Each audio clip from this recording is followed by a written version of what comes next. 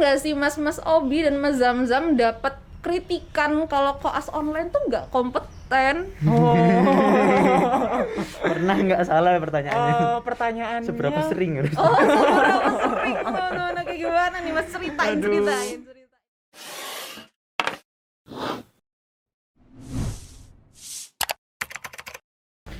Kring, this is Lingua Talk speaking bersama saya Faida Ufaira, dan hari ini kita bakalan bahas topik yang seru banget, yaitu tentang dokter muda atau koas. Dan narasumber kita hari ini adalah dokter muda dari RSUD Dr. Sutomo. Ada dua orang, yaitu Mas Zamzam dan Mas Yunobi. Bisa kasih salam dulu dong kepada para penonton. Oke teman-teman, jadi Mas Yunobi atau Mas Obi ini dari Kedokteran Unair 2016 dan Mas Zamzam ini dari Kedokteran Unair 2017. Nah sekarang Mas Obi dan Mas Zamzam ini dua-duanya tuh lagi dokter muda atau koas nih teman-teman. Tapi beda, karena kita di sini bakalan bahas koas dari sudut pandang koas online dan koas offline. Dan kita bisa lihat sendiri lah ya, dari kostumnya aja kita bisa lihat siapa sih yang udah pernah offline dan siapa yang masih online nih, bisa dilihat ya teman-teman.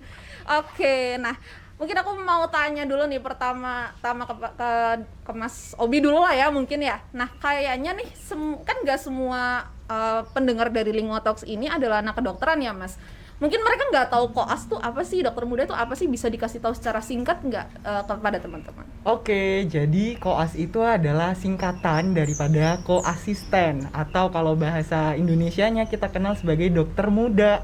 Jadi koas itu seperti dokter, jadi memang dokter yang muda, namun masih di bawah pendidikan, jadi masih menjalani program pendidikan untuk menjadi dokternya, seperti itu. Jadi ini adalah program profesi dari S1 lanjut profesi, baru nanti kita akan jadi dokter, seperti itu.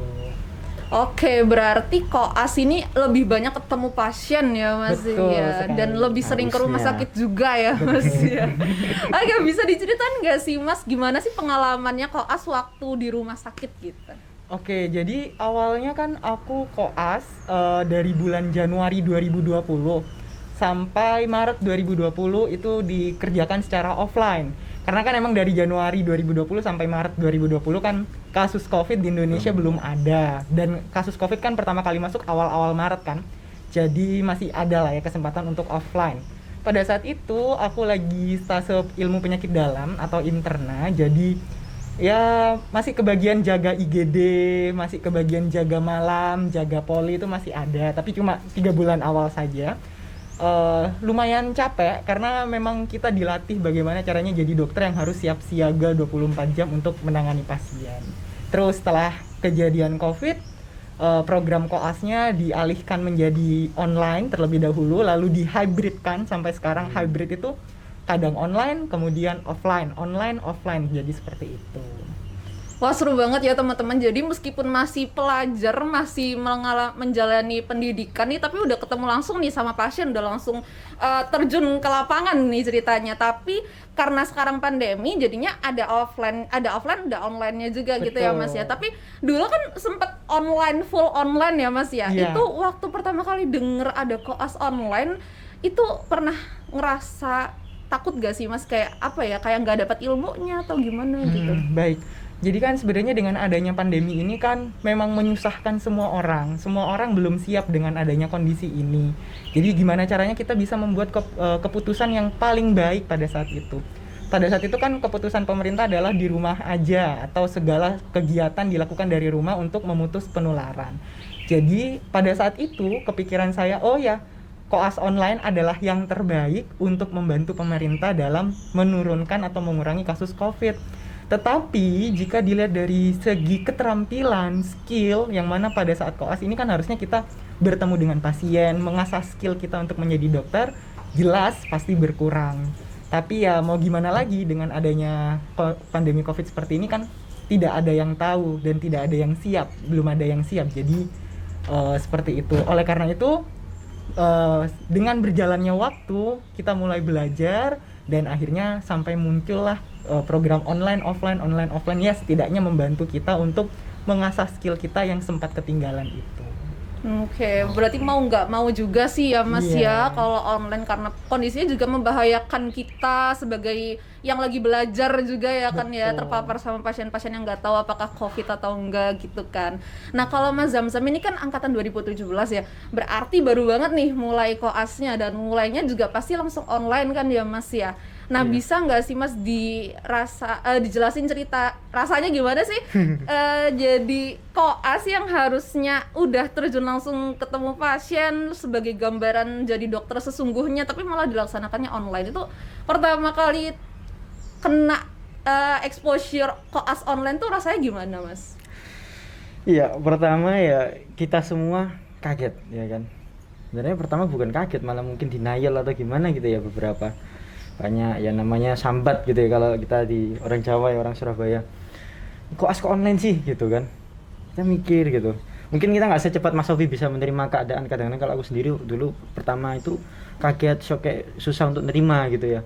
Tapi ya pelan-pelan kita mikir juga kalau kita bisanya cuma nyari alasan, kita bisanya cuma mengeluh ya nggak dapat apa-apa juga gitu.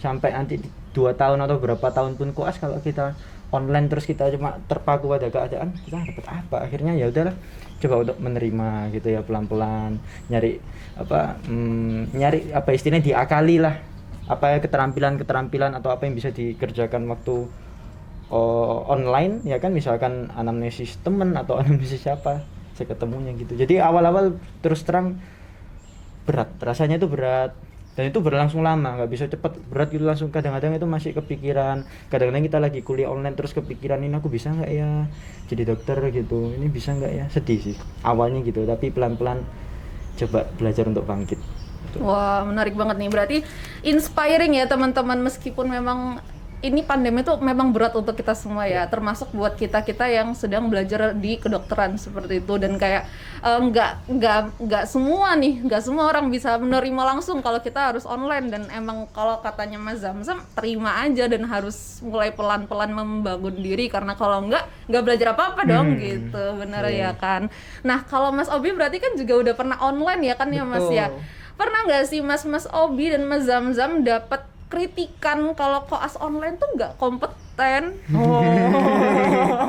Pernah nggak salah pertanyaannya? Pertanyaannya Seberapa sering harus? Oh, seberapa sering? Nah, kayak gimana nih Mas? Ceritain ke teman-teman. Dari aku dulu Iya, ya. iya. Iya, Oke, boleh. kalau dari aku sendiri sih selentingan seperti itu ada. Entah dari orang sekitar, dari keluarga sendiri mungkin juga ada. Wow. Atau dari ya teman-teman sesama kita ngomong-ngomongan gitu. Emang nanti kita kompetensinya apa nih koas online gitu. Ada lah yang seperti itu. Jadi makanya biar kita nggak kosong-kosong banget nih, maksudnya biar kompetensi kita tetap terjaga. Makanya tuh kadang kita praktikumnya digantikan praktikum online, jadi kita bikin manekin sendiri gitu, terus menonton video, jadi ya setidaknya itu bisa membantu meningkatkan skill kita, meskipun tidak seperti dengan skill-skill yang sebelum kita itu. Kalau dari Zamzam sendiri? Kalau dari aku ya, kalau ditanya pernah apa enggak gitu, ya pernah pasti. Dan itu ya datangnya juga dari siapapun gitu. Kadang-kadang dari temen ya kan, temen FK, non FK, temen SMA, keluarga mungkin. Kalau aku sih kalau keluarga nggak ada ya. Dosen kadang-kadang ya kan. Mungkin niatnya untuk bikin Memacu. kita jadi memacu ya, Biar bikin kita lebih jadi semangat belajar semangat lagi. gitu loh. Kamu ini online nggak ketemu pasien jadi belajarnya lebih giat gitu. Maksudnya mungkin gitu ya. Cuma kadang-kadang ya namanya kita mahasiswa, kita apa ya, cara mikirnya kadang-kadang beda-beda. Kadang-kadang kok aku udah online terus habis itu disalahin gitu kan. Kadang-kadang mikirnya gitu. Cuma ya lagi-lagi kita mikir ya, kalau misalkan kita cuma terpaku pada keadaan kita online terus nanti kita nggak kompeten, kita online nggak kompeten, kita ngulang-ngulangi pikiran itu terus di kita ya, kita nggak bakal bangkit. Kita mikirnya harus kita sekarang online dulu, apa yang bisa kita lakukan waktu online, nanti kalau kita offline kita menjadi-jadi gitu. Kayak Mas Obi ini. Oh, bener Sekarang banget. udah offline Bener keren banget, berarti emang kayak gitu tuh datang itu bisa dari mana aja Mana ya aja. Mas ya. Dan kayak pressure-nya sih kerasa banget ya kan. Dan itu Tapi kita sebagai mahasiswa kedokteran juga harus bisa menunjukkan dong kita bisa nih, Iya. kita bisa nih jadi dokter beneran meskipun Bisa. koasnya Betul. online gitu. Nah kalau Mas Obi dulu kan sebelum pandemi ini pernah ngerasain koas offline yang full experience gitu, Betul. bener-bener jaga IGD, jaga malam, ketemu pasien langsung. Dan menurut Mas Obi nih yang beda banget nih apa sih online sama offline gitu? Jelas perbedaannya jauh ya. Jauh ya. Karena kalau offline ya, kita bicara offline dulu sebelum adanya pandemi COVID ini, kita beneran menjadi ya apa sih caranya jadi dokter itu gitu. Jadi dari pagi kita ikut morning report, jadi melaporkan pasien yang pada malam sebelumnya itu kejadiannya apa saja, diagnosisnya apa saja, terapinya apa saja. Ikut morning report, kemudian ikut diskusi, pergi ke poli, melihat pasien-pasien yang kontrol di poli ada pasien apa saja. Nah, pada saat di poli ini bukan hanya kita ikut sebagai penonton, ngelihat pasien kontrol, enggak, tapi di sana kita juga belajar. Kira-kira pasien ini kita anamnesis dulu. Jadi kayak kita yang diajarkan pada preklinik, anamnesis itu kepake pada saat DM. Pemeriksaan fisik tergantung dari mengarahnya kita ke diagnosis apa. Misal kalau curiganya ada ke appendicitis atau usus buntu, maka kita lakukan pemeriksaan abdomen yang mengarah ke appendicitis. Jadi kita ilmunya dapat dari situ. Kemudian dari terapinya juga, misalkan kalau appendicitis ini kita dari guideline pakainya antibiotik apa atau kapan indikasi operasi seperti itu. Jadi ilmunya dapat, belajarnya pun juga langsung ke pasien karena guru yang terbaik adalah pasien. Karena kan kita jadi dokter tidak menghadapi buku. Pada saat nantinya kan kita jadi dokter akan menghadapi pasien. Jadi ya full experience-nya tuh di situ. Mulai dari dengerin detak jantung yang normal gimana sampai ke yang murmur galop itu semuanya kedengeran dari situ. Dari bising usus yang awalnya meningkat sampai bising usus yang beneran nggak ada. Bunyi crackling sound, bunyi seperti koin yang dijatuhkan tuh bener-bener kedengeran pas waktu di DM offline gitu. Kalau DM online kan bedanya kita melihat video pasien, kurang merasakan experience-nya, mungkin empatinya juga tidak terbentuk seperti pada saat offline. Karena kan pada saat offline kita menyapa pasien langsung, berinteraksi secara langsung. Kalau secara online kan kita hanya melihat video peragaan, jadi hanya melihat pasien adalah ya udah ini ada video gitu, terus dilihat pemeriksaannya apa. Jadi kurang bisa merasakan secara langsung, kurang bisa mendapatkan emosi atau feel-nya sebagai seorang dokter. Karena kan yang dibutuhkan dari dokter selain ilmu dan keterampilan juga pasti dibutuhkan adanya suatu sambung rasa ya, suatu sambung rasa atau emosional keterikatan sama pasien itu. Jadi itu yang bikin beda sedikit. Bedanya banyak ya teman-teman. Banyak banget. Dan emang benar katanya Mas Obi tadi, kalau guru terbaik adalah pasien kita sendiri. Nah kalau Mas Zamzam relate nggak sih sama katanya Mas Dinobi tadi? Iya ya, Mas Obi ngomong ada bising usus, ada murmur, ada galop. Nggak pernah denger ya Mas ya? Selama ini taunya dari buku gitu, Iya, tulisan dengernya galop dari gitu. YouTube juga kan Iya, pasti. nah itu penting juga. Wah, iya sih, susah ya teman-teman Susah. kalau misalnya memaksakan keadaan yang offline ke kondisi yang online gini, pasti nggak bisa dapat full experience-nya juga gitu. Nah, kalau koas ini kan bebannya lebih besar ya Mas ya, karena dari sisi belajar juga pasti lebih banyak. Ada nggak sih kayak pengalaman yang bikin kayak ke pressure banget, bikin kayak kena mental gitu, kayak ekspektasinya kok tinggi banget gitu? Pernah nggak sih Mas ngerasain kayak gitu? Zam-zam dulu mungkin. Aku dulu ya, nggak apa-apa ya. Terus terang ada, dan itu datang dari diri aku sendiri yang paling dominan. Suara yang paling keras untuk kamu harus jadi dokter yang kompeten tuh keluar dari diri aku sendiri, dan kadang-kadang itu lumayan kerasa gitu. Nah, jadi kadang-kadang itu kalau untuk pressure ya, untuk kamu gimana jadi dokter yang kompeten, itu suara yang paling keras itu adalah suara dari diri aku sendiri. Dan kadang-kadang di situ aku ngerasa terlalu keras juga. Kadang-kadang aku juga sampai nggak ngerti keadaan. Aku berpikir bahwa dokter tuh seharusnya bisa mendengarkan galop, bisa membedakan rongki halus dan rongki kasar gitu. Tapi nyatanya juga aku belum ketemu pasiennya. Nah, jadi ya yang aku bisa lakukan adalah nyari-nyari di YouTube. Maksudnya aku tetap untuk mencoba untuk nyari solusi. Aku nggak boleh cuma menyalahkan diri sendiri, menyalahkan keadaan, menyalahkan MR, menyalahkan apapun, menyalahkan direktur dan sebagainya. Aku harus berhenti mencari siapa yang salah. Kalau aku mau jadi dokter yang baik, aku mulai untuk mencari solusi gimana gitu. Aku sih gitu sih mikirnya. Kalau Wah, sekarang. bener banget sih. Daripada kita menyalahkan keadaan, menyalahkan pressure yang datang dari Iya. luar maupun dalam, ya kan kita harus gimana mungkin bisa mencapai ekspektasi itu ya, meskipun adanya pressure ini kita nggak bisa nyalahin pressure juga ya Mas Iya. ya. Dan kalau Mas Yunobi sendiri gimana nih Mas? Kalau dari aku sih, kalau dari koas memang belajarnya perlu ekstra lagi ya. Karena kan kalau bedanya dari preklinik dengan koas, kalau preklinik kita belajar penyakit A, gejalanya ini, pengertiannya ini, pemeriksaannya ini, diagnosisnya begini, terapinya ini, edukasinya begini. Tetapi kalau di koas ini ada pasien, pasiennya kita balik, jadinya belajarnya ini dibalik ya. Ada pasien datang dengan keluhan begini, kemudian kita mengarahkan ke diagnosis apa. Jadi dari preklinik sama klinik aja belajarnya udah berbeda. Karena kalau klinik penyakitnya apa, kemudian setetek beneknya itu seperti itu. Kalau di klinik pasiennya datang, kita yang bersifat seperti detektif, mencari ini kira-kira sakit apa gitu. Ekspektasinya aku sih ya benar, setuju seperti yang apa Zam-Zam katakan. Setidaknya pada buku SKDI Standar Kompetensi Dokter Indonesia yang 4 itu setidaknya bisa lah ya. Standar 4 tuh setidaknya untuk dokter umum tuh bisa terpenuhi. Cuma ya gimana lagi dengan adanya pandemi seperti ini, benar seperti yang Zam-Zam bilang, kita nggak bisa menyalahkan siapa saja. Yang bisa kita lakukan adalah gimana cara terbaik supaya kita bisa membenahi diri, supaya kita bisa mengupgrade diri kita sendiri.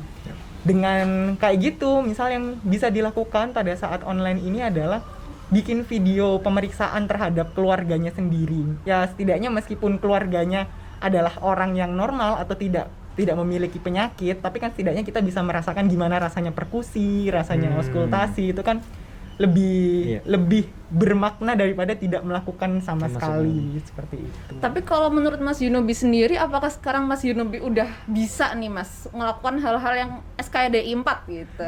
Kalau diomongin bisa atau tidak, jelas pasti ada tidak bisanya. Oke. Tapi setidaknya lebih bisa dibandingkan dengan Yunobi yang zaman preklinik. Oh, benar banget, itu wise answer sih. Benar. Oke. Pertanyaannya sulit ya pertanyaannya. Iya sih, memang karena kita punya SKDI 4 yang kayak standar kompetensi dokter umum ya. Betul. Kan Mas ya. Nah, kalau misalnya banyak banget nih yang bilang kayak dokter angkatan corona tuh nggak bisa ngapa-ngapain gitu.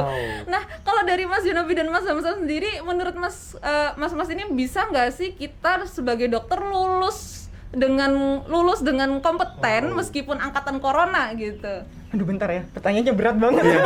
Aku takut salah ngomong. Gak apa-apa. Kamu dulu Zam yang mau jawab, Zam. Iya, monggo. Iya, gak apa-apa. Ya pertanyaan berat ya. Iya, berat Pertanyaannya. banget.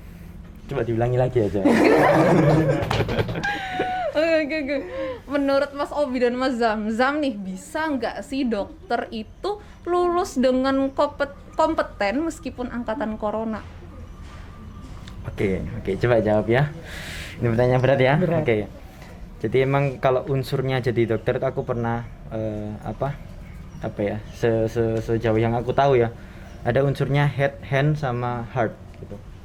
Ada di kepala ini adalah aspek kognitifnya, kalau di hand ini aspek psikomotornya, kalau yang di heart ini aspek afektifnya.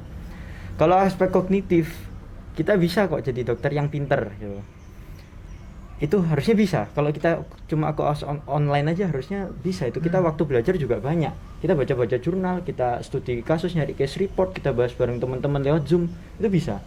Tapi sayangnya kalau faktor aspek psikomotor, kita anamnesis pasien, sepinter apapun kita rasanya, kalau kita nggak punya pengalaman anamnesis pasien, pertama ya bingung gitu. Walaupun kita, iya kan? Iya. Ya, kerasa kayak keluarnya apa Pak? Batuk. Apa yang mau ditanyain? Iya gitu kan kadang. Padahal kita udah tahu batuk itu ya ada pneumonia, ada TB dan macam-macam ya. Ya. Nah, tapi kita masih bingung gitu karena belum latihan. Nah, itu kadang-kadang jam terbang. Nah, jadi kayak aspek psikomotor, habis itu aspek afektif gimana kita bonding sama pasien. Kadang-kadang kalau anamnesis kita juga tanya hal-hal yang di luar medis ya kan, untuk membangun sambung rasa. Nah, kayak gitu kan kayaknya itu susah kalau dapat cuma dari buku atau dari. Nah, itu jadi kayaknya kalau dibilang jadi dokter yang kompeten, yang pinter tahu obatnya ini, obatnya itu ya harusnya bisa. Tapi kalau jadi dokter yang men-treat pasien dari awal pasien datang sampai pasien itu kita kasih obat, sampai kita monitoring, sampai seterusnya sampai pasien sembuh, itu kok rasanya tetap butuh offline dan jam terbang. Kalau dari aku sih menambahkan sedikit ya, karena kan dokter adalah long life learner, selamanya akan menjadi seorang pelajar, karena ilmu kedokteran akan terus bertambah, ilmu kedokteran akan terus berkembang seiring dengan berjalannya waktu. Jadi ya mau tidak mau, dengan adanya offline ataupun online ini, seorang dokter harus dituntut untuk mengupgrade keilmuannya. Jadi kalaupun saat ini kita merasa tidak skillful, tidak merasa mendapatkan apa-apa, ya jangan hanya berhenti sampai di situ. Kita harus tetap mencari ilmu yang lain, ilmu baru yang lain. Entah itu bisa ikut course atau ikut webinar atau ikut pelatihan-pelatihan di luar perkuliahan. Itu kan memang salah satu kewajiban kita pada saat menjadi dokter nanti. Karena yang menentukan kita menjadi dokter yang bagus atau tidak, selain dari pengetahuan juga dari pengalaman. Dan kita tidak hanya berhenti pada saat oh ya udah jadi dokter umum aku bisa nguasain semuanya, tidak, karena justru pada saat jadi dokter kita mulai komitmen untuk menjadi long life learner, jadi belajar sampai akhir hayat, seperti itu. Bener banget, berarti memang sih ya pendidikan kedokteran tuh nggak berhenti di koas gitu. Habis itu kita juga harus belajar, dan memang kalau Mas Zamzam dan Mas Obi tadi jelasin bener banget, kalau kita koas online aja tuh nggak cukup ya, pasti masih butuh pelatihan lebih, bisa ikut webinar, workshop, bahkan harus jam terbangnya ditingkatkan ketika waktunya udah lulus jadi dokter gitu ya Mas ya. Betul. Nah kalau misalnya Mas Yunobi sama Mas Zamzam nih pernah dengar nggak sih ungkapan bahwa koas itu debu di bawah keset? Oh. Sampai dulu aja deh. Gimana ya? Menurut Mas Yunobi sama Mas Zamzam itu bener apa enggak sih? Sebenarnya ungkapan itu aku nggak tahu sih dari mana asalnya, kayak debu maksudnya gimana, keset maksudnya gimana. Halus maksudnya debu. Tapi selama yang aku rasain saat menjadi koas offline kayak gini sih, ya gimana ya? Debu di bawah keset ya.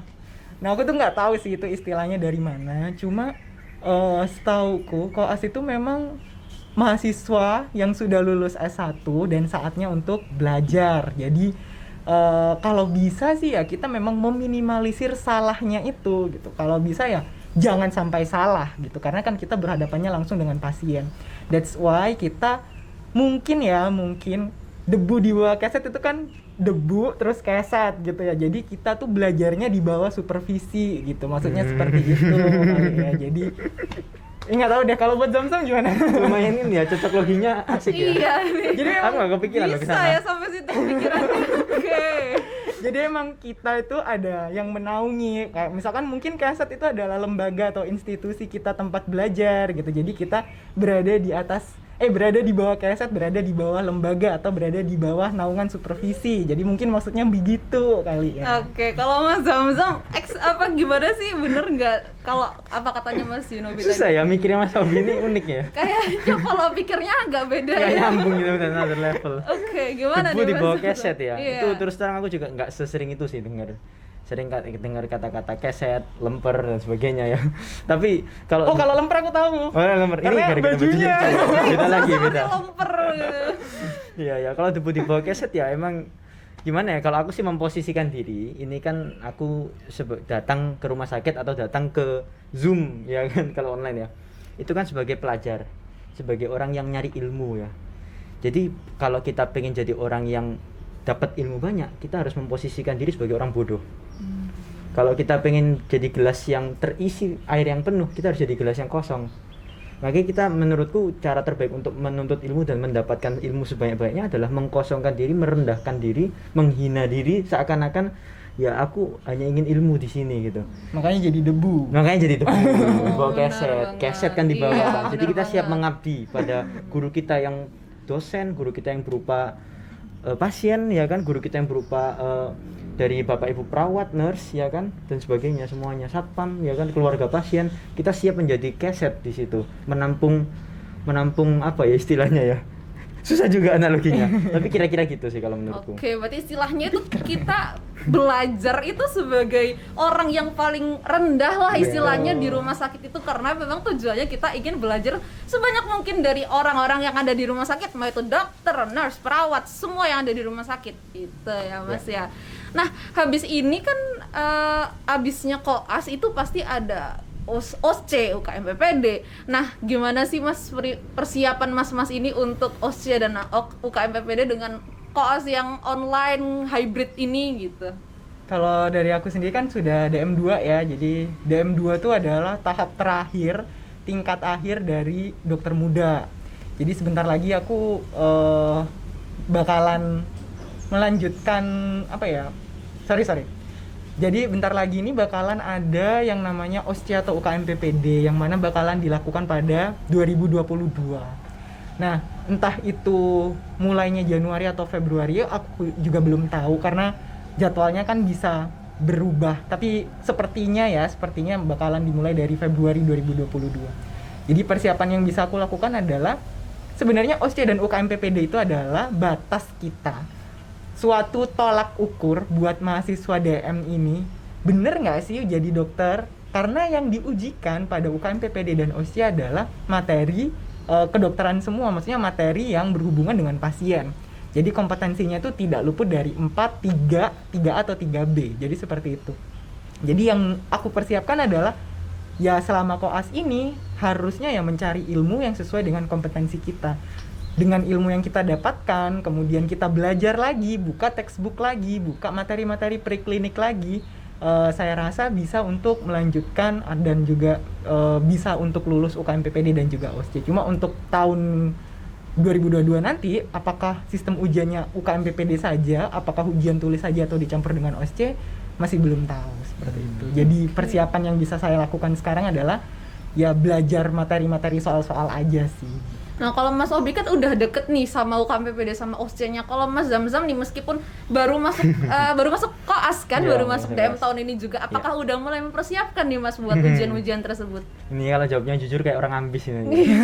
Kelihatan ambisku. Memang ambis ya ternyata nih teman-teman. Kebetulan kita dapetnya narasumber yang ambis. Aduh. Gimana nih Mas, bisa diceritain Mas? Iya, jadi kalau tadi kan kalau koas online emang bisa nanti lulus UKM PPD atau OSCE. Jawabannya bisa harusnya bisa. Kenapa? Kalau misalkan soal turun dikoreksi ya kalau salah ya Mas ya. Jadi kalau misalkan soal UKM PPD itu kan soalnya berupa kasus gitu ya. Betul. Kasus ada seorang laki-laki usia berapa tahun gitu kan mengalami ini dan itu. Nah, terus nanti diagnosisnya apa atau gitu. Nah, habis itu kalau kita misalkan koas online, ya itu yang kita hadapi setiap hari. Di Zoom itu biasanya kayak gitu. Jadi kita cukup terlatih kalau untuk soal-soal UKM PPD harusnya bisa. Gitu. Jadi kadang-kadang aku juga kalau beberapa stase online itu aku habis nge-zoom atau habis apa itu diskusi sama anak-anak bahas bareng soal-soal UKM PPD kadang-kadang. Tuh, tapi kalau untuk OSCE mungkin ya perlu latihan lebih gitu ya, intinya gitu. Kalau UKM PPD itu buat koas online sebenarnya nggak ada hubungannya antara online dan offline karena kalau kita koas online ya kita mempelajari kasus-kasus itu juga. Gitu. Cuma yang sulit kan emang gini ya, soalnya UKM PPD itu kan pria usia 5 tahun mengalami pria usia 5 tahun. Pria usia 25 tahun mengalami nyeri dada dan sebagainya. Yeah. Yang susah itu kan pasien datang kan nggak mungkin cerita gitu. Pasti kita kudu tanya dulu. Nah, gitu. Umurnya berapa, Pak? Nah, gitu. Jadi kan yang susah itu di situnya. Mungkin OSCE-nya nanti yang kita harus belajar lebih ekstra ya.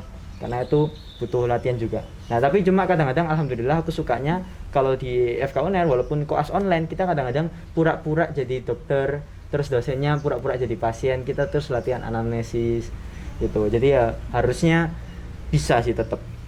Kalau untuk skillnya sendiri sih nanti untuk DM2 bakalan ada blok kompre ya. Jadi di blok kompre itu kayak kita bakalan nyusun kompetensi apa aja yang kita belum dapat. Jadi nanti kita bakalan pembalasan ya. Jadi kita bakalan pembalasannya itu di blok kompre. Jadi ada 1 bulan di mana kita kita mempelajari skill-skill apa yang sekiranya masih belum. Jadi sudah di list apa yang sudah dapat, apa yang belum dapat. Nah, yang belum dapat ini kita praktikum bareng-bareng pada blok kompre yang sebelum UKM PPD atau OSCE itu.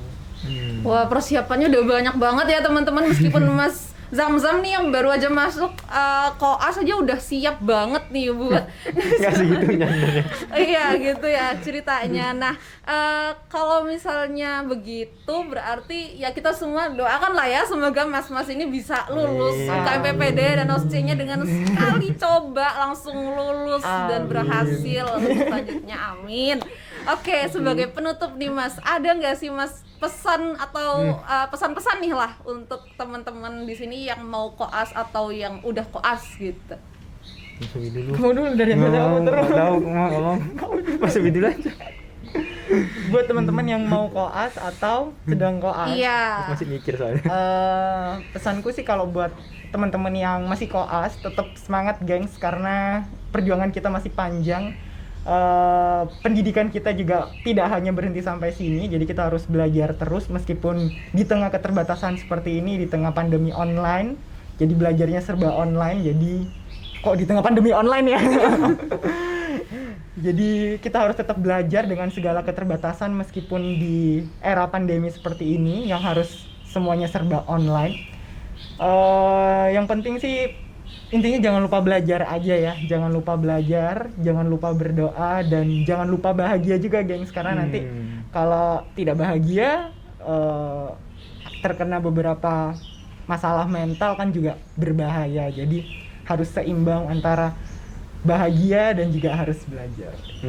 Wah, mantap nih. Kalau Mas Zamzam nih, Kalau aku bahagia belajar itu. berat ya teman-teman, berat. Oke, gimana Iya, Mas? ini ya, kalau pesen sih aku ini pesen terutama untuk diri aku sendiri ya kan, sama mungkin teman-teman, terutama lagi yang masih online, yang belum offline. Mungkin gini sih, apa sih yang disebut dengan dokter yang kompeten itu? Apakah dokter yang mengetahui terapi? Apakah dokter yang bisa menganamnesa, atau apa sih definisinya? Apakah ada namanya garis finish ini dikatakan dokter kompeten, ini dikatakan dokter tidak kompeten? Menurutku nggak ada garis batas itu, tuh nggak ada. Yang ada adalah kita sepanjang hidup ini kita udah mengikrarkan diri sebagai dokter, disitulah kita berusaha untuk semakin kompeten. Jadi kalau mau insecure, aku takut lulus ntar nggak kompeten, ya emang kita masih masih banyak room for improvement gitu. Memang masih banyak kekurangan, bahkan dokter yang udah 20 tahun itu masih punya kekurangan yang menurutku ya masih bisa diimprove lagi gitu. Jadi insecure emang itu sangat wajar ya, karena kita memang pengen jadi dokter yang baik. Cuma jangan sampai rasa insecure itu bikin kita nyerah. Kita harus tetap punya keyakinan bahwa entah suatu saat, entah minggu depan, entah kapanpun itu, suatu saat kita akan menjadi dokter yang kompeten dan luar biasa dan bisa menangani pasien kita. Dan tetap pegang keyakinan itu. Mungkin sekarang kita masih bodoh, tapi kita yakin bahwa suatu saat kita akan menjadi dokter yang bisa membantu sesama gitu mungkin ya. Wah, bener banget. Oke, jadi memang kalau pandemi gini tuh kan memang berat ya untuk kita ya, untuk semua orang, bahkan untuk kita yang lagi belajar di kedokteran nih, kita nggak bisa belajar ketemu langsung sama pasien, dan kadang kita juga ngerasa insecure atau ngerasa nggak yakin sama kemampuan kita sendiri. Tapi kalau katanya mas-mas tadi yang hebat-hebat ini tadi, kita tetap harus belajar karena kita mau nggak mau adalah long life learner, dan apapun kondisinya kita juga harus tetap bisa belajar ya teman-teman, dan memanfaatkan kondisi yang ada untuk memastikan kita bisa menjadi dokter yang sebaik-baiknya dokter kita bisa lakukan. Oke, sekian untuk episode Lingua Talks hari ini. Terima kasih untuk para narasumber dan untuk teman-teman semua yang sudah bersama dengan kita di Lingua Talks. Stay connected and see you in the next episode. Jangan lupa subscribe dan klik notifikasi di bawah, dan follow Lingua Talks di Spotify.